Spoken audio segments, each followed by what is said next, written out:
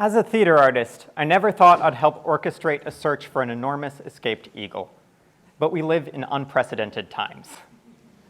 Before I get to that, 7 years ago, I was sitting in a job interview at one of the greatest regional theaters in the country.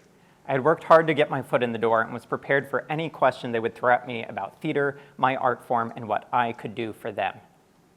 Then they asked me, "So what do you do when you're not making theater?" And I froze. Not making theater, not working. In my relentless, single-minded pursuit of an artistic career, I had a resume, a degree, a progressively more impressive pile of work, but friends, hobbies, a social life, my single-mindedness had become a tunnel focused on only one thing. I was going to win at art, not making theater. I didn't have a good answer to that question at the time, and needless to say, I did not get the job. There was an important lesson to learn there, and I missed it.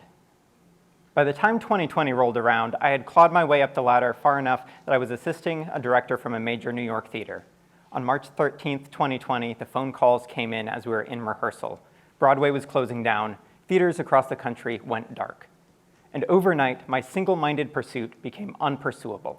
I had given everything in my adult life to this one vision, and suddenly, I had nothing. So I did what any reasonable person would do. I curled up into an empty void of depression for a while, a long while. And after some months of this, my wife gently pointed out that perhaps I should consider doing something else, anything else that would require getting up, putting on real pants, and leaving my worn-out corner of the sofa. So I applied to any and every job that would consider me. I delivered fast food, I moved furniture for a bookstore, and then I got an offer to work the front desk at the nation's largest bird zoo. I didn't know a shoe bill from a spoon bill, but suddenly there I was, surrounded by hundreds of pheasants and flamingos and penguins and owls. What a hoot. You know what I learned is the #1 benefit of being an artist in a building full of birds? You might guess that it's a source of inspiration or a place for quirky stories and misadventures, but it's much simpler than that. The #1 benefit is to enjoy being around birds. Birds are great. You don't have to agree with me, but I hope you'll at least consider it.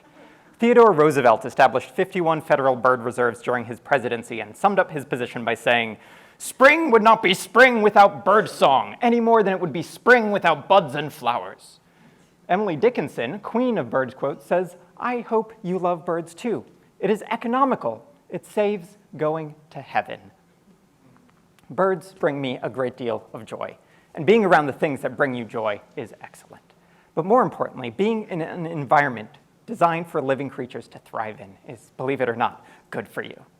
I found this out as I started spending 40 hours a week in an environment designed for birds. They benefit from high ceilings and natural light. I benefit from high ceilings and natural light. They enjoy greenery, fresh fruit, and running water. Me too. All things that are very hard to get as an overworked artist or a depressed artist holed up in an apartment. What's good for birds is good for people too. The more time I spent in an environment designed for birds to thrive in, the more balance I've regained in my own life. This isn't an accident. The AZA, the Association of Zoos and Aquariums, established thorough guiding principles for animal well-being culture. These needs are frequently modeled as a pyramid, starting with the basic needs of safety, food, shelter at the bottom, drawing from Maslow's hierarchy of needs, and then building towards social care and enrichment and mental stimulation as you go up to the top. These move beyond care to welfare, establishing a system for the well-being of every creature receiving care. The AZA even holds an audit of all of its member zoos every few years to ensure that these standards are being kept. And every day, I would come into work to watch the aviculturists, the avian specialists caring for the birds, providing these steps. I would receive packages of their nutritional plans at the front desk. Every month, I would bring back a box of 1,000 live crickets, because hunting live bugs is a fulfilling activity for many birds. The little burrowing owls would receive meals under astroturf mats so they could dig through the grass to look for their meals like they would in nature. The parrots, far cleverer, would receive snacks inside origami, sculptures, or puzzle balls that they could navigate to get their favorite snacks. As someone who spent lockdown making sourdough bread from scratch, the necessity of these activities felt oddly familiar. Farther up the pyramid, birds would receive social care as well. Birds in need of companions would be paired with other birds in their habitats. Retired birds living comfortably behind the scenes would have adorable social hours where they would all gather together to hang out for company. On the flip side, the rainbow lorikeets would frequently receive calls that one of them had started bullying the other lorikeets and needed to be separated and put in a timeout. Social care is important. And each bird received an enrichment plan, a system for areas of play and engagement that they could choose to participate in, not just eating bugs, but chasing them if they wanted. This also included foraging and using different perches and interactive activities. The birds would frolic with jack-o'-lanterns every Halloween and shred bird-safe paper chains each Christmas. On hearing about this system, one friend commented, "Hang on, maybe I need an enrichment plan." And I did too. In many ways, that job became my enrichment plan. I was receiving a broader, wider range of experiences that was healthier for me than what I had previously been doing. In search of a career in a field of self-expression, I had set aside many of the things that I actually needed in order to thrive. I was skipping meals, working 12-hour days in dark rehearsal rooms, never seeing the sun, and foregoing social activities in order to take on more freelance work. If my life had been audited by representatives from a zoo, they would have suspended my credentials for the care and keeping of me. Something shifted in my perspective when I started spending time in an environment working on caring for the fundamentals of other living creatures' well-being. One of my colleagues described learning how to spot birds as leveling up an ability. Like a character in a video game with a brand new skill, you can suddenly see things in your environment that were seemingly invisible before. Part of this is psychology. It's called the Bader-Meinhof phenomenon. When you learn something new, you seem to notice it in your environment many more times right after you've learned it. But the other part is a genuine shift in attention. As a novice birder, I thought turkey vultures were a rare species. But then the first road trip I took after learning how to spot their telltale V silhouette and bicolored wings from below, I realized they're everywhere. And I know it's not just me who's had this experience. See, one of the birds I worked with was a Steller's sea eagle named Cody. The heaviest of all eagle species with a 7-foot wingspan, this bird is as close to a living dinosaur as you can find on this planet. And one Saturday, we came into work to discover that he had gotten loose into the city of Pittsburgh. A group of runners saw this giant bird standing on the sidewalk, and they were so surprised that they called the police. And the police called us. There was a press conference, there was news coverage. "Have you seen this bird?" went up all around the city. All of the staff specializing in birds went out to look for him, and I, as someone specializing in people, answered the phones. All around the city of Pittsburgh, people were looking into the trees and skies for this bird, many for the very first time. I would receive phone calls and messages with photos from people. "I see him way up in the sky." "Well, that's a red-tailed hawk, but thank you, keep looking." "Ah, Senior Eagle, he's the biggest bird I ever seen." That's a vulture, but they are pretty big, yeah." "I see him in a tree, here's a picture." "Sir, that is a raccoon." The whole city's perspective shifted to the skies. I received over 300 calls that week from people pointing out the birds that they noticed, most of which were the birds who live here year-round. The gorgeous bald eagles in this area got so much more attention, as did the hawks, herons, and turkey vultures. After 9 days and several near misses, Cody was spotted taking a bath in someone's swimming pool and safely returned to human care. But the shift in the city's energy and attention was palpable.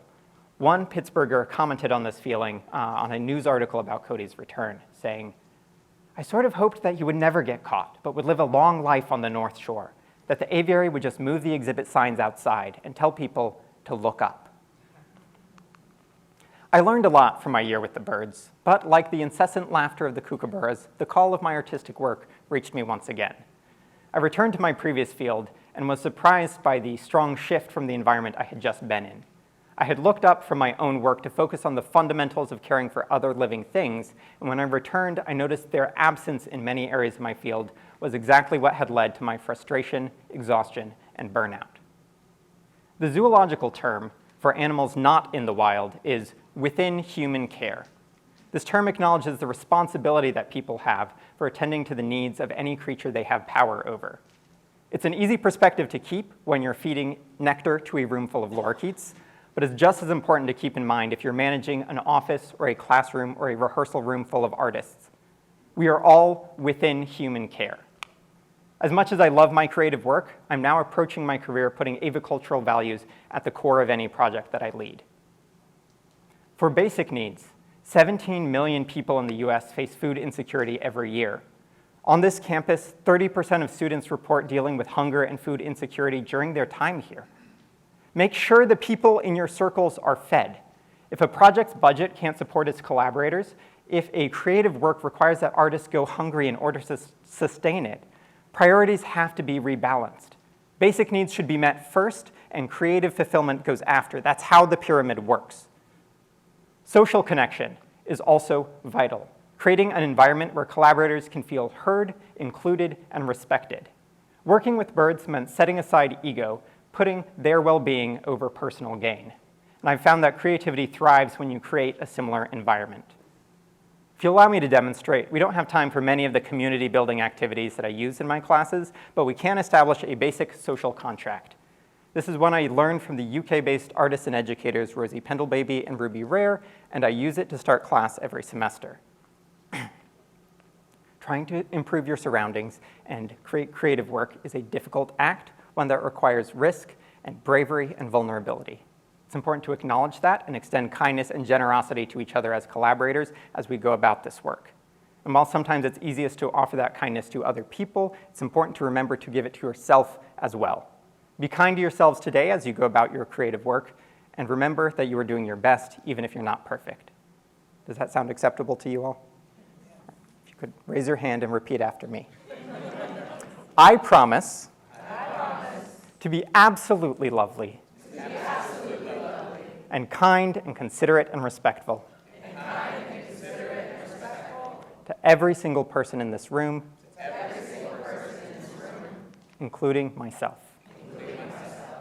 Thank you. With an agreement like that, you too can form a more vibrant community than a colony of lorikeets. And for the top of the pyramid, enrichment. The things that bring you joy and curiosity in your life are not optional, they are essential. It is not a life hack to avoid them to save time and money.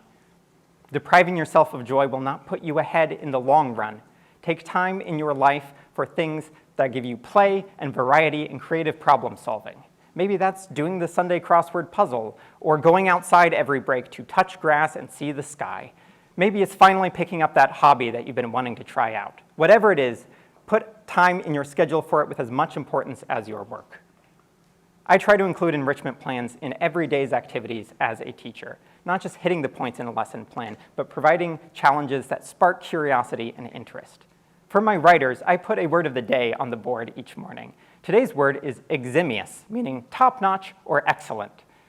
TEDxCellent, if you will. Jokes like that are enrichment just for me. I give them bonus achievements with prizes for doing things like using the word of the day in an assignment, or using a word I don't know in an assignment, or making up their own words. And yes, sometimes enrichment prizes for students are similar to enrichments for birds, little pieces of paper or snacks or shiny things. But the student satisfaction from having made the choice and solved the challenge themselves is real and long-lasting. Before my year with the birds, I was a person who resolutely made theater at the expense of everything else in my life. Now I'm a person who resolutely makes theater who is also obsessed with birds. But more importantly, I've learned how to shift my point of view to apply my creative actions to the well-being of the things around me. I've learned firsthand how the fundamentals of avicultural care can make a better life for birds and also for me, and hopefully for you. With a shift in your perspective, what can you address? If your life were audited by the AZA, what would they have to say? They don't care that you have a deadline. They want you to be drinking more water. What can you do to care for the living, breathing creature that is your body?